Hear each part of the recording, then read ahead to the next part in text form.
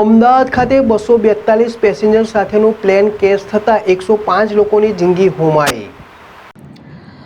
અમદાવાદમાં 242 પેસેન્જર સાથેની Wei 171 plane crash થતાં 105 લોકોની જિંદગી હોમાઈ। દુર્ઘટનામાં પૂર્વ સીએમ વિજય રૂપાણીનું પણ નિધન તો શબ્દોમાં વ્યક્ત ન કરી શકાય તેવી ઘટના અમદાવાદમાંથી સામે આવી છે। મેઘાણીનગરના આઈજીપી કમ્પાઉન્ડ નજીક એર ઇન્ડિયાનું AI-171 પ્લેન ક્રેશ થયું હતું। આ પ્લેનમાં 242 પેસેન્જર સવાર હતા, જ્યારે મેડિકલની બોયઝ હોસ્ટેલ પર પ્લેન ક્રેશ થયું ત્યાં પણ ઇન્ટર્ન ડોક્ટર હતા કે જો કે એર ઇન્ડિયા દ્વારા આ ઘટનામાં ગુજરાતના પૂર્વ મુખ્યમંત્રી વિજય રૂપાણી સહિત 105 લોકોના મોતની સત્તાવાર જાહેરાત કરવામાં આવી છે। અમદાવાદ માટે તારીખ 12મી જૂન 2025નો દિવસ બ્લેક ડે સાબિત થયો છે। અમદાવાદ એરપોર્ટ પરથી લંડન ગેટવિક જઈ રહેલ વિમાન ટેક ઓફ કર્યા પછી તરત જ ક્રેશ થઈ ગયું હતું। અમદાવાદ શહેરના મેઘાણીનગર વિસ્તારમાં આઈજીપી કમ્પાઉન્ડ નજીક પ્લેન ક્રેશ થયું હતું અને આ ડ્રીમ લાઇનર પ્લેન અમદાવાદ એરપોર્ટના રનવે 23 પરથી 1:38 322 કિલોમીટરની ઝડપે ટેક ઓફ થયું હતું કે જે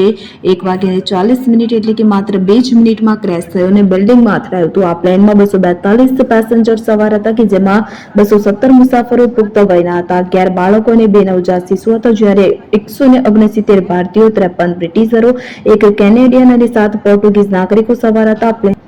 ધડાકા સાથે ક્રેશ થયા બાદ આગ ફાટી નીકળતા દૂર દૂર સુધી ધુમાડાના ગોટે ગોટા જોવા મળતા બનાવની જાણ થતાં જ ફાયર ફાઇટરો સહિત પોલીસ કાફલો ઘટના સ્થળે દોડી આવ્યો હતો।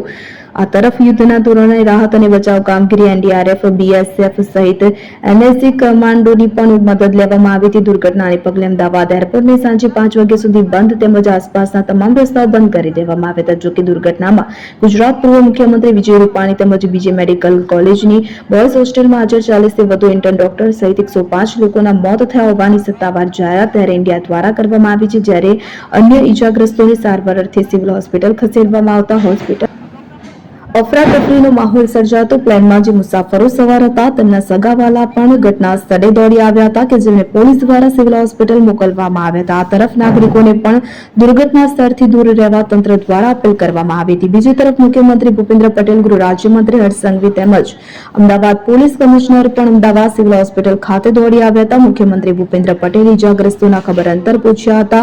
મુખ્યમંત્રી ભૂપેન્દ્ર પટેલના અધ્યક્ષસ્થાને ધારાસભ્યો, સિવિલ હોસ્પિટલના સિનિયર તબીબો સાથે બેઠક યોજાઈ હતી। વડાપ્રધાન નરેન્દ્ર મોદી અને ગૃહમંત્રી અમિત શાહ પણ ગુજરાત આવવા રવાના થયા હતા। પીએમ મોદીએ એક્સ હેન્ડલર પર વિમાન દુર્ઘટના અંગે દુઃખ વ્યક્ત કર્યું હતું। ગૃહમંત્રી અમિત શાહે પણ કેન્દ્ર સરકારમાંથી તમામ મદદની ખાતરી આપી હતી।